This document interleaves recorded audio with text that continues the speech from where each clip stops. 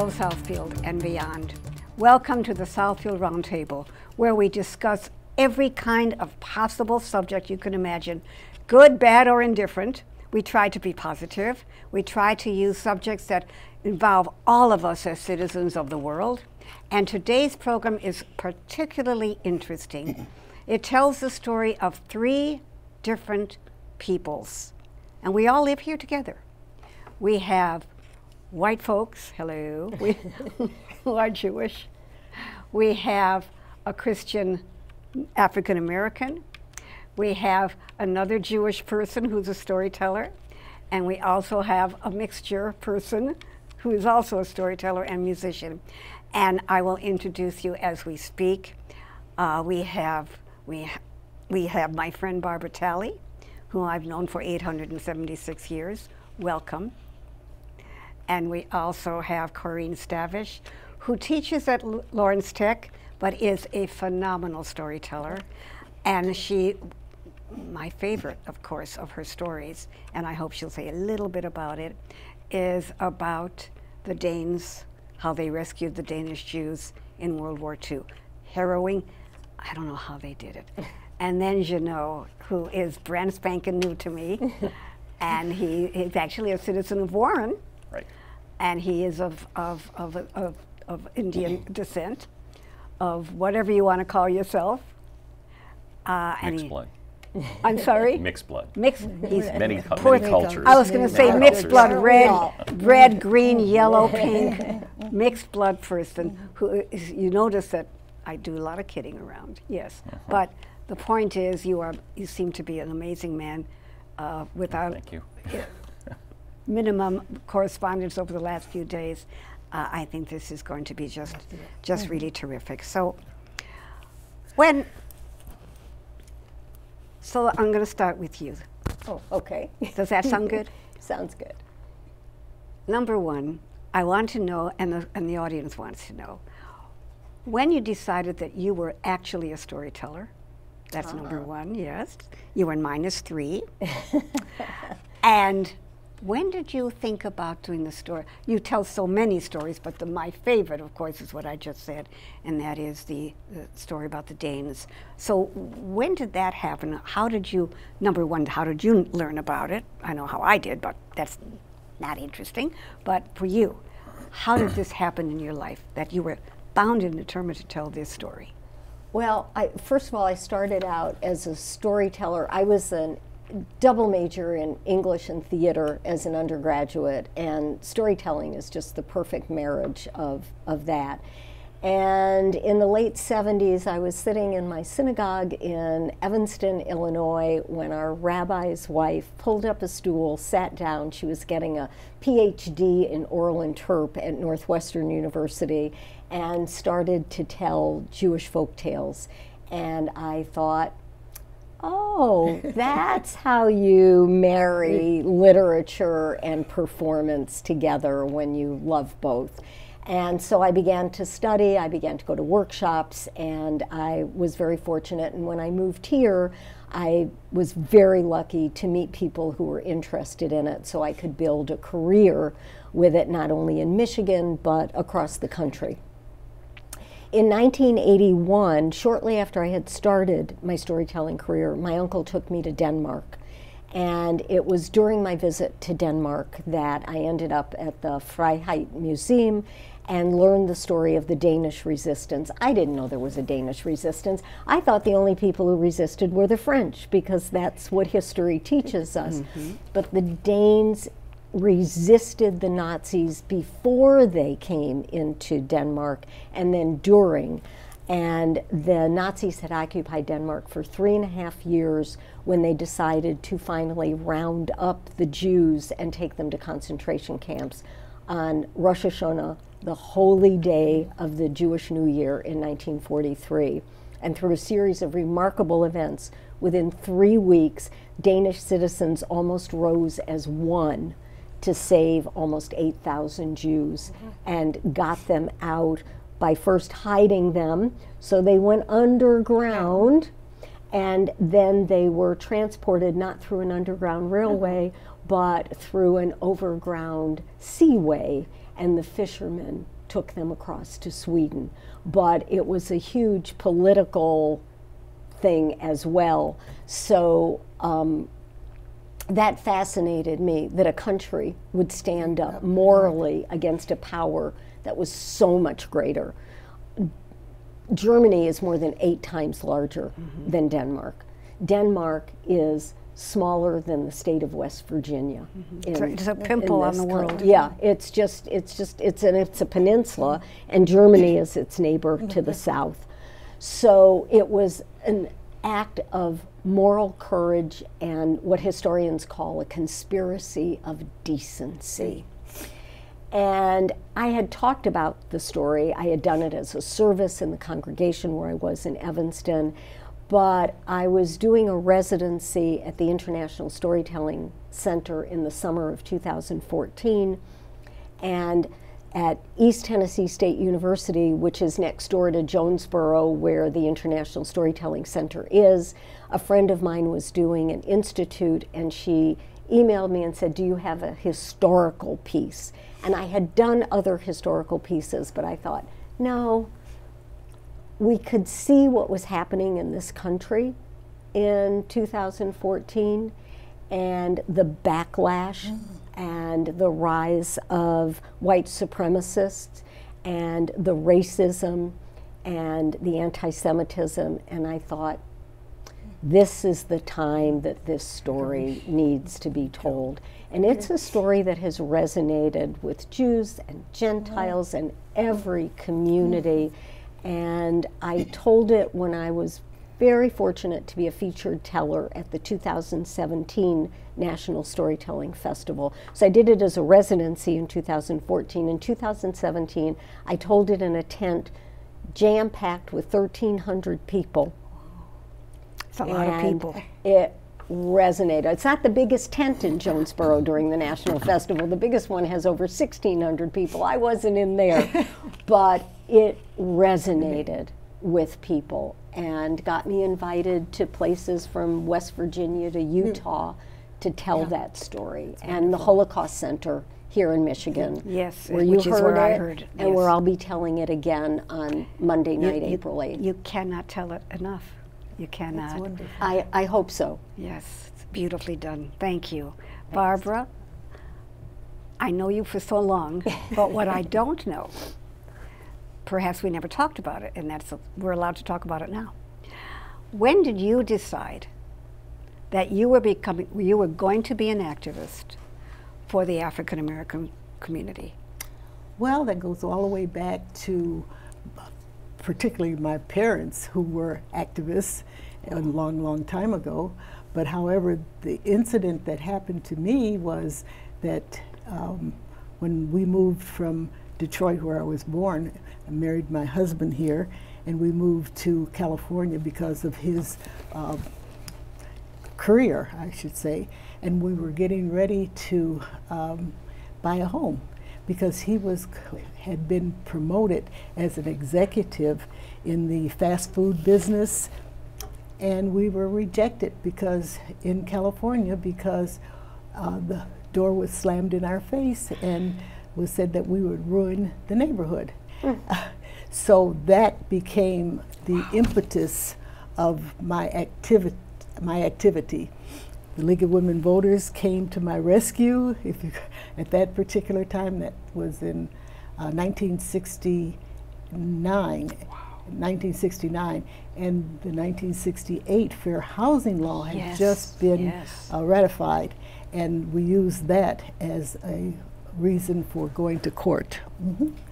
And so that began. When I came back here to home, we decided we would live in Southfield. Southfield, and the reason that we did that was because we thought perhaps that we were going to be moved again somewhere. So we looked around and we said, Southfield, the homes were nice and the value of the homes were nice. If we got ready to move, we would get money. Money is good. Yeah, right.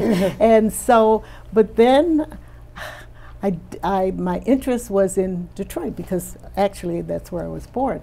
And I found this lady, Irma Henderson, I don't know if you. I remember that. Irma Henderson. Yes. And she was active, first consul, a woman in African American in Detroit. Right. And so I joined with her and talking about housing. I got on the housing committee. So someone said, why are you doing this in Detroit? Why don't you do it in Southfield? Okay. I said, oh, that's a good idea. So at any rate, an incident came up in Southfield at that particular time about housing, and so I got active in it.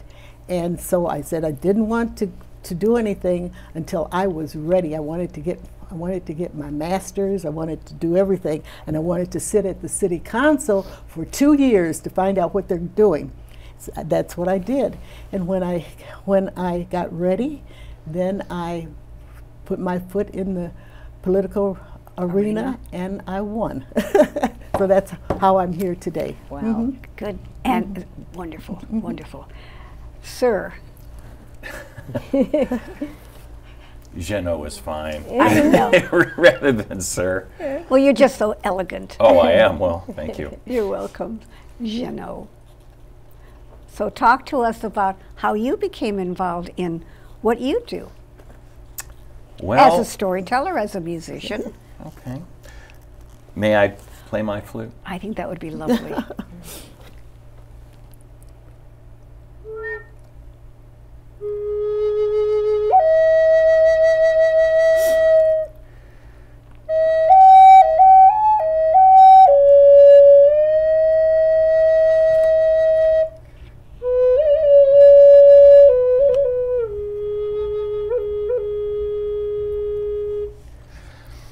I wanted to start by playing something for the people that lived here 1,000 years ago. 1,000, and that was beautiful. Thank you.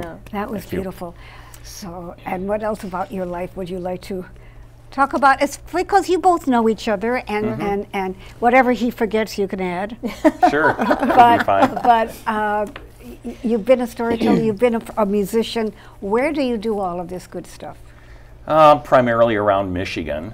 But I also performed in New York, Ontario, Ohio, Kentucky, Indiana, Illinois. Right. By the time I was 12 years old, we had crossed the country 3 times. Wow. Yes. The first First Nations reservation that we visited was in Wyandotte, Oklahoma. And I remember my mother saying, well, this isn't that bad. We were at a visitor center. And then as we drove farther west, we went through New Mexico. And the First Nations reservations there just really broke her heart, the condition in which the people lived. And I really think that that was probably my first inclination to tell that story, the story of the First Nations people. So as time went on, I had a conventional life. I was a school teacher and a psychologist, and my brother passed away in '95, and I was working feverishly. So I decided I was going to do something that was going to be fun. Yes, you had a lesson there. And I auditioned for Madame Cadillac Dance Theater, which Harriet Berg is the director. Oh, we know Harriet? her. Sure. We know Harriet. Yes, Yes. of course. Wow. And I was She's a with him. marvelous, by the way, she's a Yes. wonderful woman. Yes. Yeah, quite a legacy. Yeah. Yes. In Yes. Detroit, Yes. and Michigan Yes. Dance, so on. So I was with them for 3 years and decided to go out on my own, and I formed my own musical dance troupe called La Compagnie. Wow. And Très franche.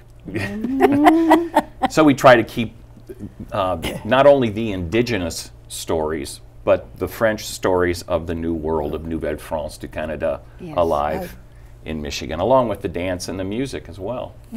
So all of that put together is a performance piece, and all of that tells a story as well. That's what I was going to say, that you always have a story to tell. There is no person in this universe, if they really think about it, everybody has a story. Everybody. And I've gotten to know Barbara because I'm part of the Dr. Martin Luther King Jr. Task Force, so I know of her history a little bit, but I just wanted you to talk about it.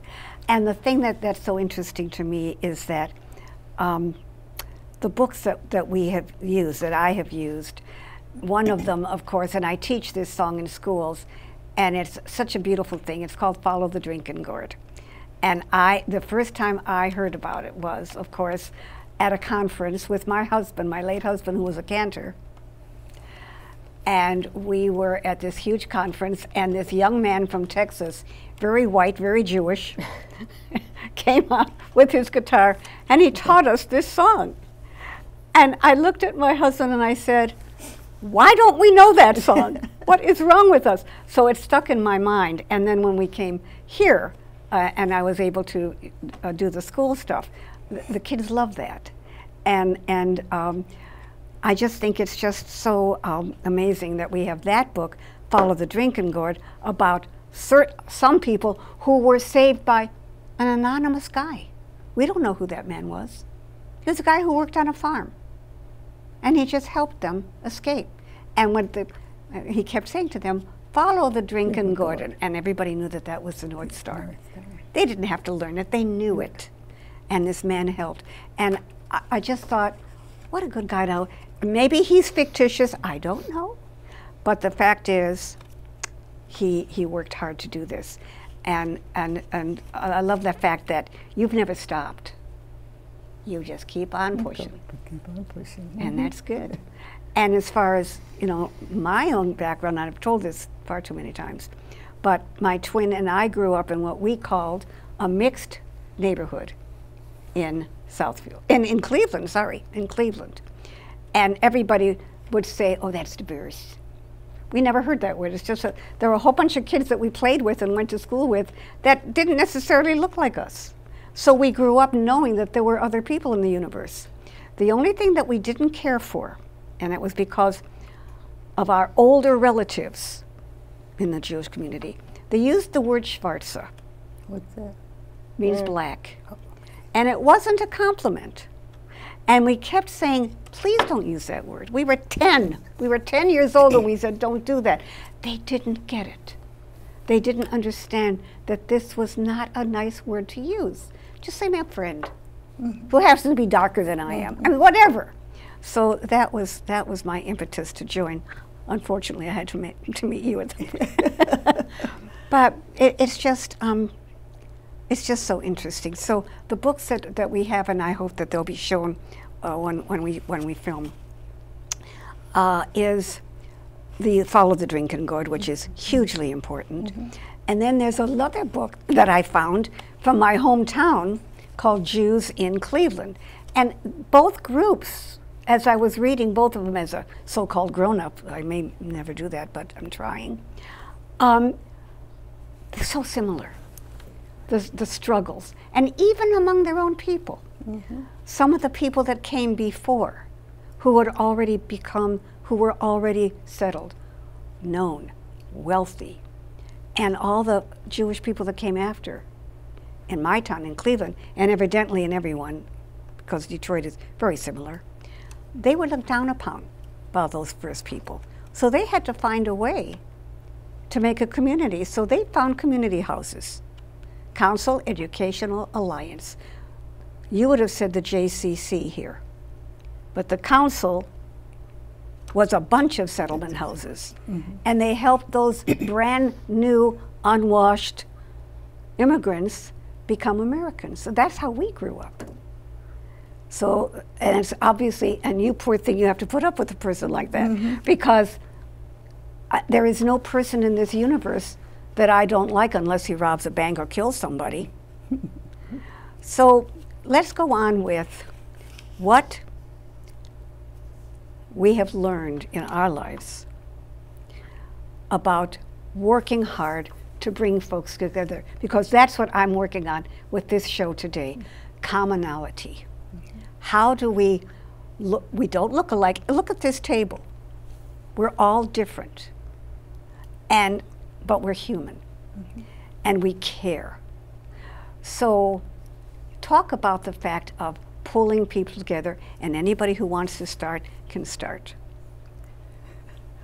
Well, I think it's really significant and important that people recognize other people as human beings And if they do that, we all come from wherever we say we come from. We come from a place that's here on earth. Yes. And how do you mingle with someone who has different nationalities or different ways and backgrounds? You get to know them. I get to know you, I get to know you, and I get to know you. So maybe I thought that you weren't like you are. But that's what I find when I talk to you, you're human. And so there must be something that connects us. And you are. So we're family. We really are family. I came from, my ancestors came from those that came enslaved. Yes. Enslaved here in the United States. And I want to talk a little bit about that later as we talk about what it means to be a family. You can do it right now. Okay. Okay. Well, we talked about follow the drinking gourd. Yes, okay? we did. So they were following the drinking gourd. Why? And that's what I want to talk about. Yes. And here's a photo of a family that is escaping. Oh, and I would think that this light here was the light from the drinking gourd. Yes. But what were they escaping from? Exactly. Well, this goes back to 12.5 million people that were brought here from Africa against their will. They were enslaved here in the United States and Mexico and South America. Exactly. Most people think that all this, when you're young, you think all this slaves were here in America. No, they were Mexico and also in, particularly in Brazil. Okay, so what did happen to them? They were enslaved. They were enslaved in states like Alabama, Georgia, Mississippi, Kansas, all of those. So they had to get away. If you were enslaved, and sometimes even in shackles, doing the work, that work made the economy of the South rich on rice and wheat, all those things. And cotton. And very much cotton, cotton. And some of them were in the houses. Some of them had to get up early in the morning, 5 o'clock in the morning, and stay until nighttime. People did not want them to even learn a language. They came from different tribes from Africa. They didn't want them to learn to read. So they began to have signs for themselves. Well, so they wanted to get away, of course. And how did they? It was the Underground Railroad Station, and most people think it was an underground railroad station, but it was a network of people, abolitionists, both black and white, that taught them how and led them. You heard of Harriet Tubman. Okay. She got maybe 1,000. She'll go back and forth and go back and forth. But they wanted to go to the north. Of course. They wanted to go to the north. And some of them came to Southfield.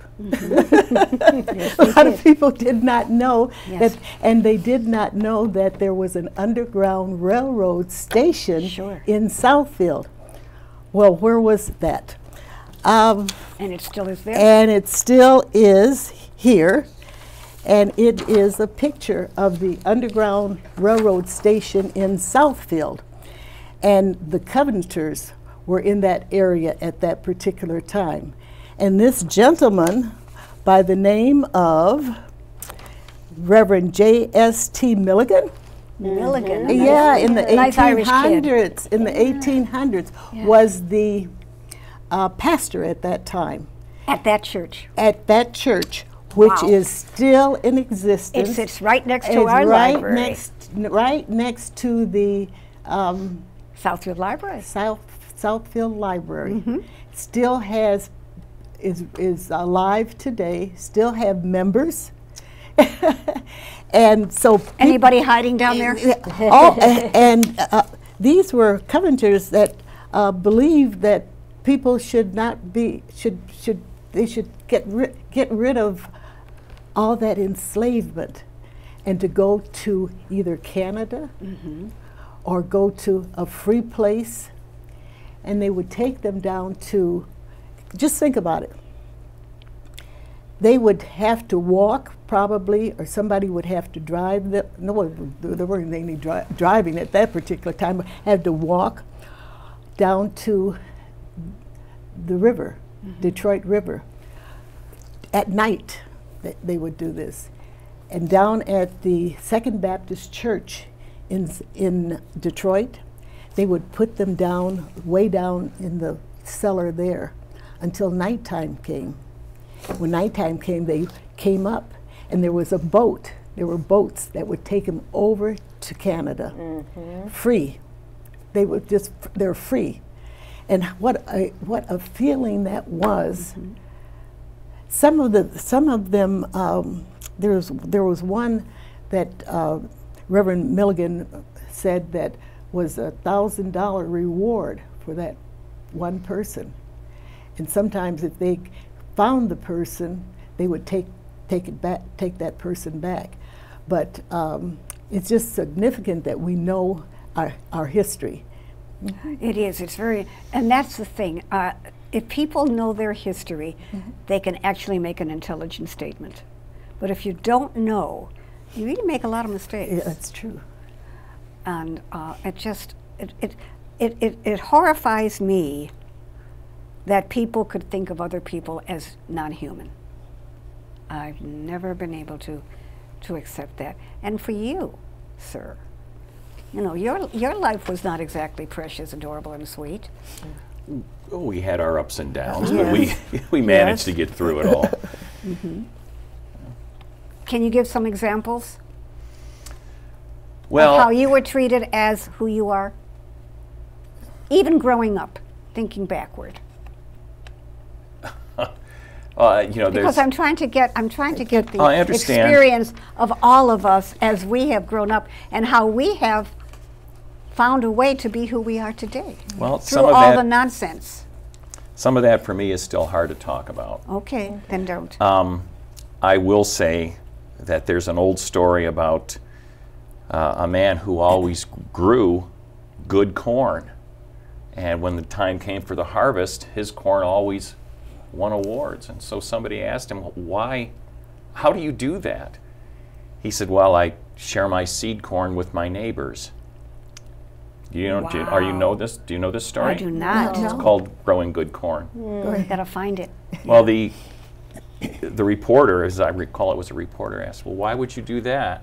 He said, well, with cross-pollination, the wind picks up the pollen from my neighbor's field and pollinates my corn, and so on and so forth. So if I want to grow good corn, I have to give some of that seed corn to my neighbors as well. So it all mixes together to create something wonderful.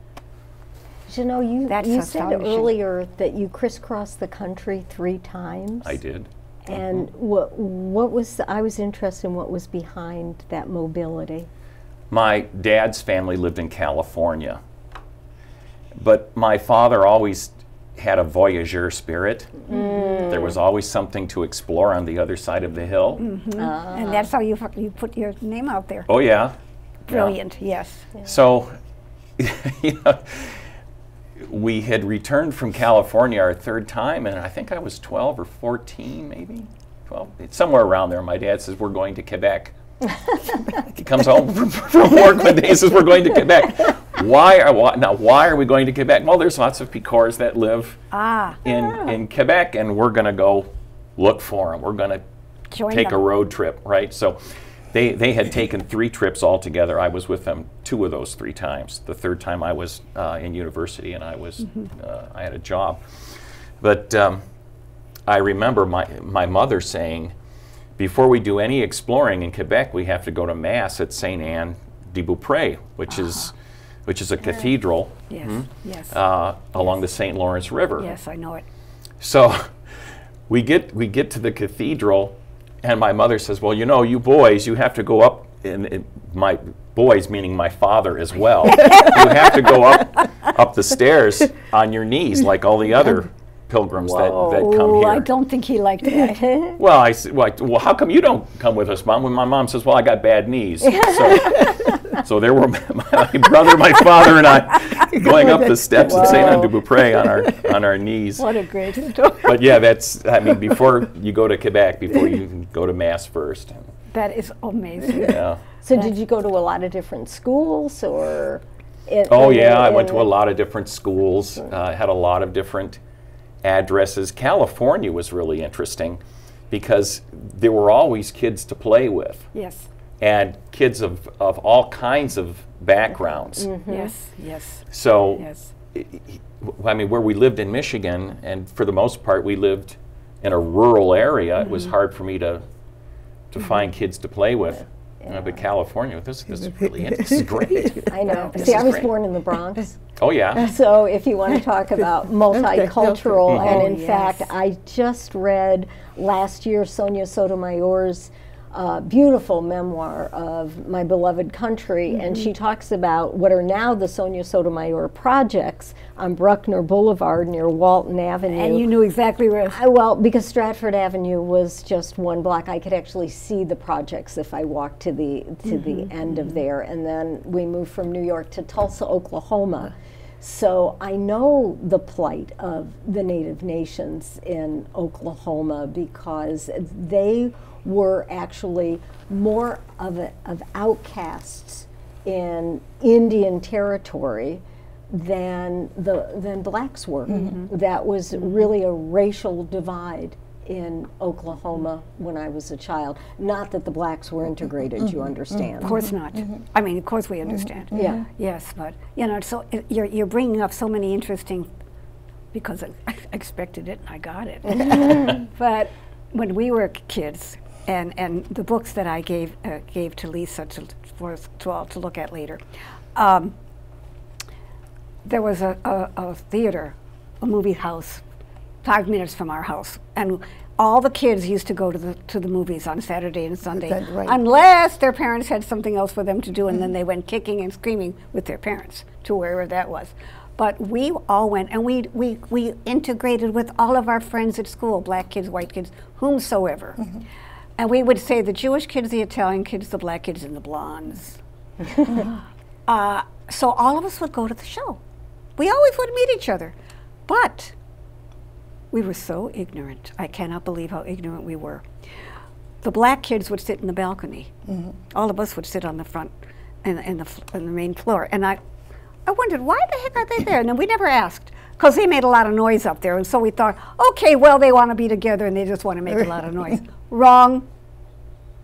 In the north, they came up from the south. They were still not allowed to go to certain places.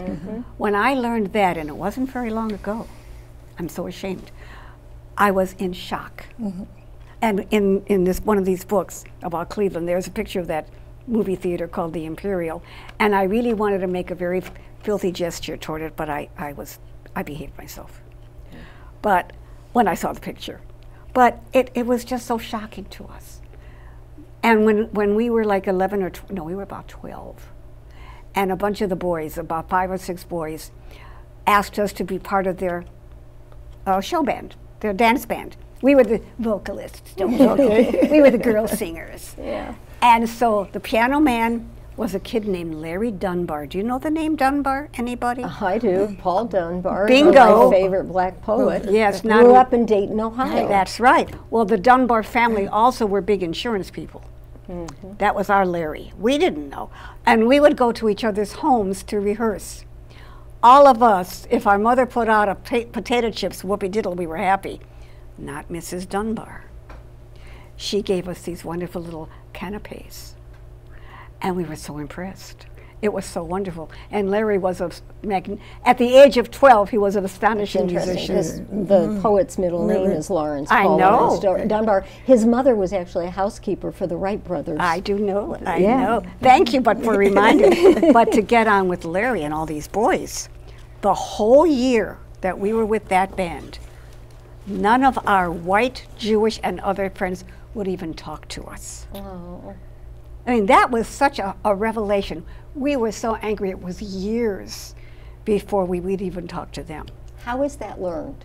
And it has to be learned. Well, of course it's. Well, you know, you don't play with Schwarzes. What's the matter with you? That's what they were.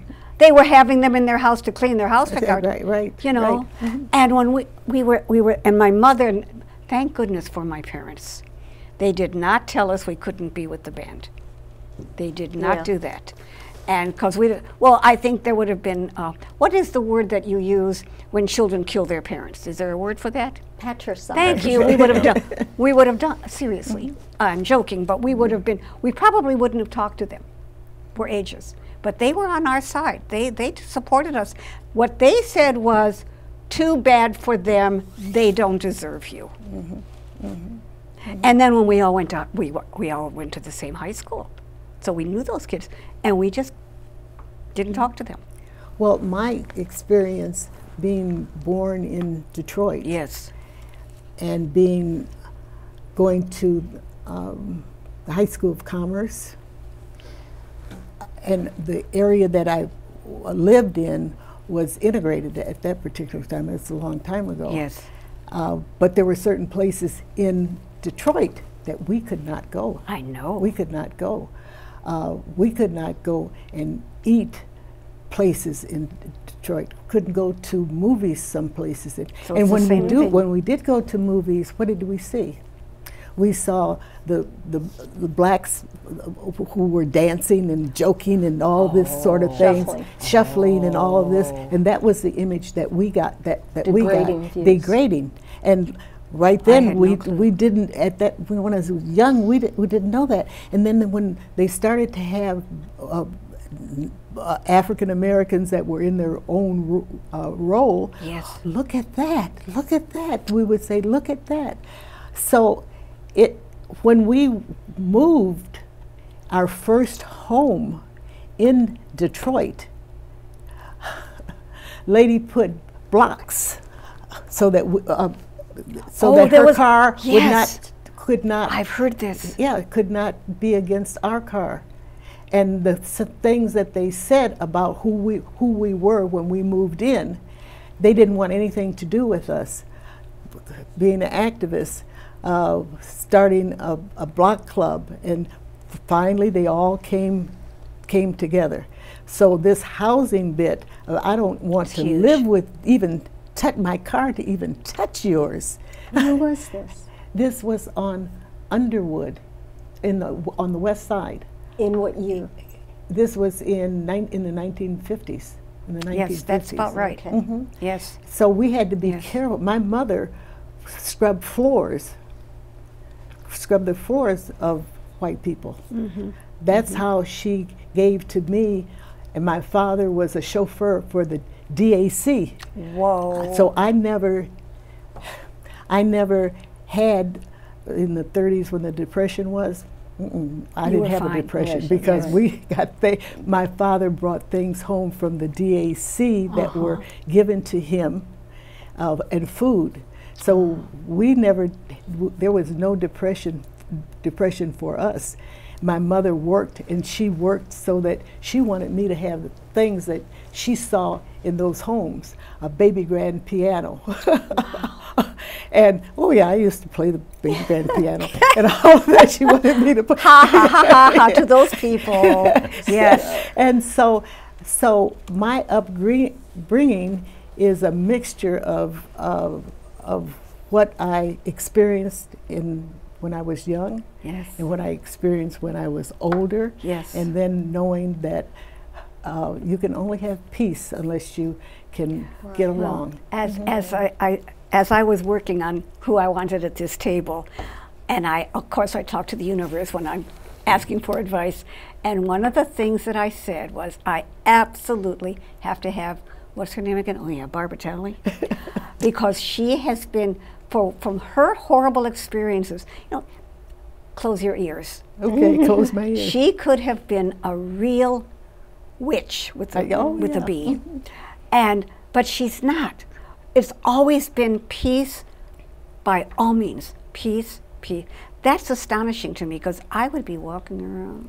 But I'm a religious person. I'm a religious yes, well, person. that makes a difference. It does make a difference. Yes, yes. And if I can't be with someone, even if they hurt me, if I forgive them, you know, we have all, my religion tells me that we're all one people. Mm-hmm. Right. But the reason I asked about when was because I was teaching on high school English and drama on the south side of Chicago from 1968 through 1970, and I was directing the plays at the high school, and it was a very mixed, integrated area, way south.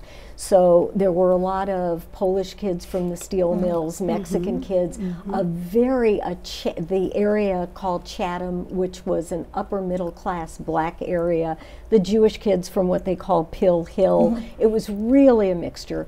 It was 1970, and the Chicago conspiracy trial was downtown with the Chicago 8, and then Bobby Seale made it the Chicago 7 when they tied him up.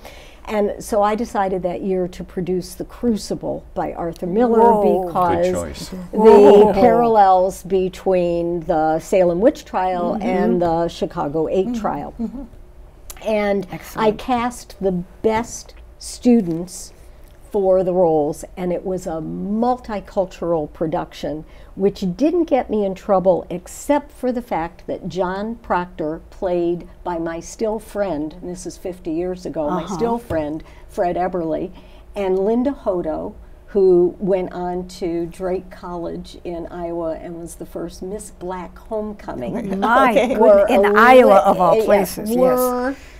Were Elizabeth Proctor and John Proctor, and the assistant principal walked in during a rehearsal when they were saying goodbye to one another, and I had them downstage facing one another with a kiss goodbye.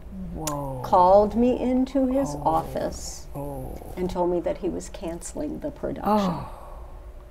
Well, I worked around it because one of the kids who was in the production, his mother was president of the PTA. I called her to apologize that he was no longer going to be in the production, knowing full well what she would do. And the show went on, but my job didn't. I wasn't invited back. So here we are in an integrated area on the south side of Chicago in 1970, and still I cannot have a black Elizabeth Proctor and a white John Proctor. And that is so sad. And there are places where that would still happen. Oh, I fully understand. I want to relate to you when we moved, I was saying, to in California. Well, that drive?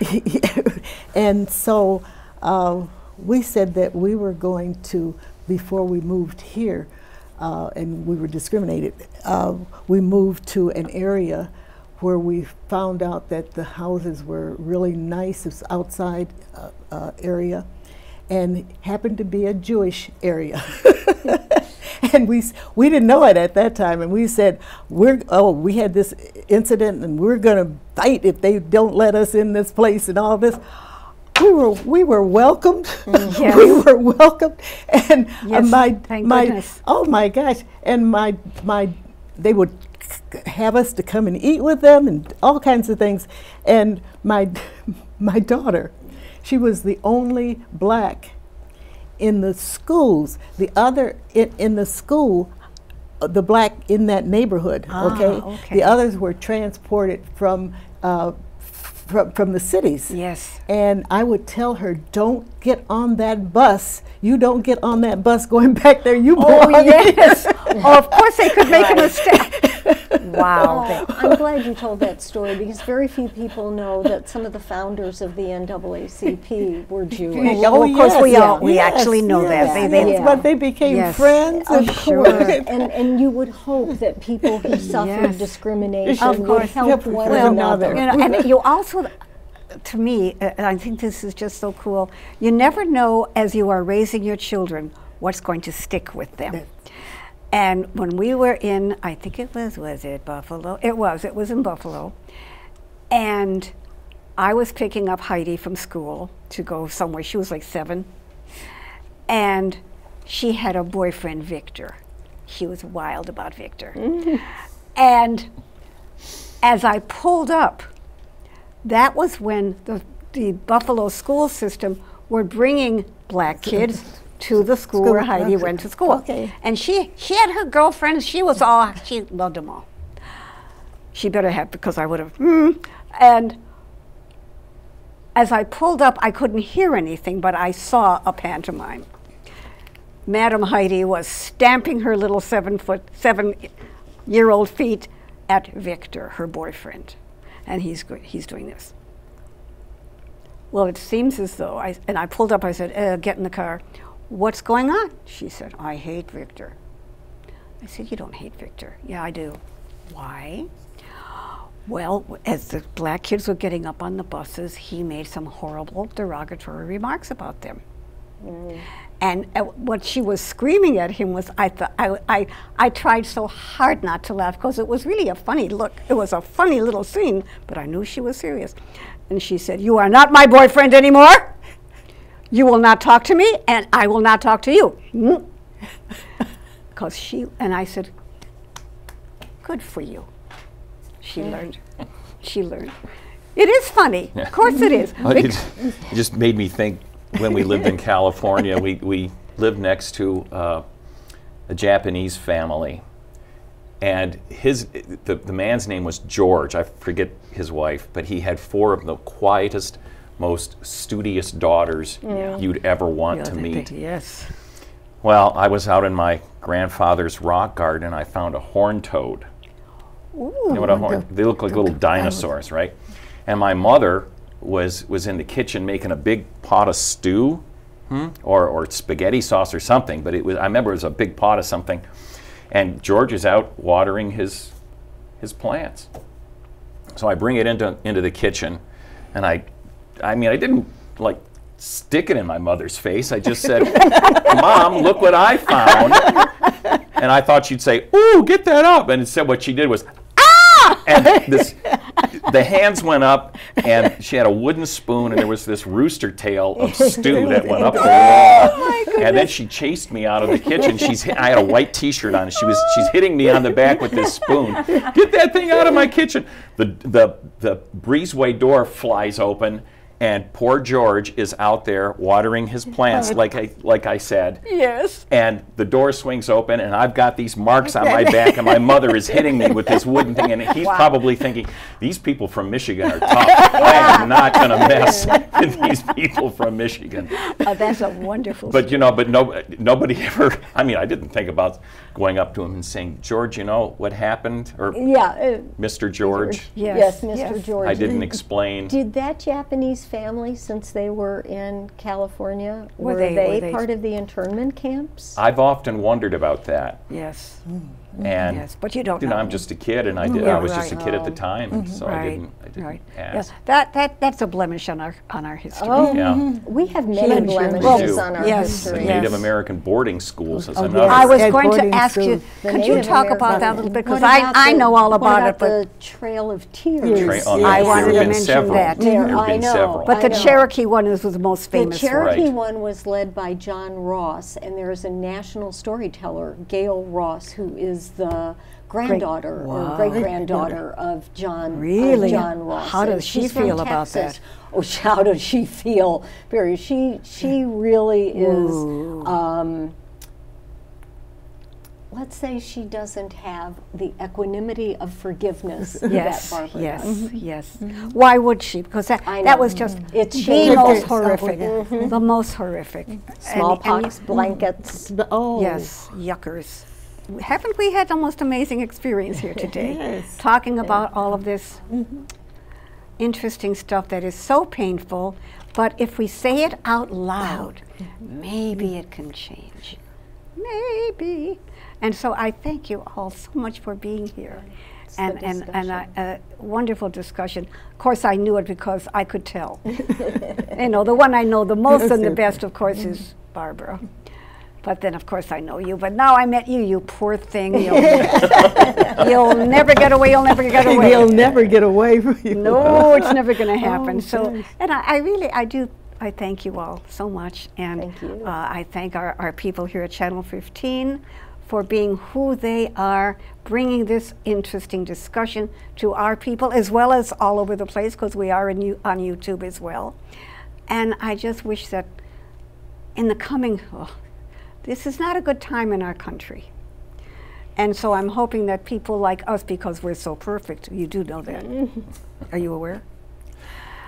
You're not I aware? can't speak for being perfect. Well, at any rate, I do, I think that our people here do such a wonderful job bringing all of this interesting stuff to the world. And I thank you all so much for being here. And let's hope that we can all make a big difference in this universe of ours. I thank you all. And Jeannot, would you be kind enough to bring us out to the end of this program as you play that gorgeous instrument? Sure. Can we know what you're playing? Traditionally, I invite the spirit of the flute into my heart, and whatever comes out is up to the spirit. Sounds good to me.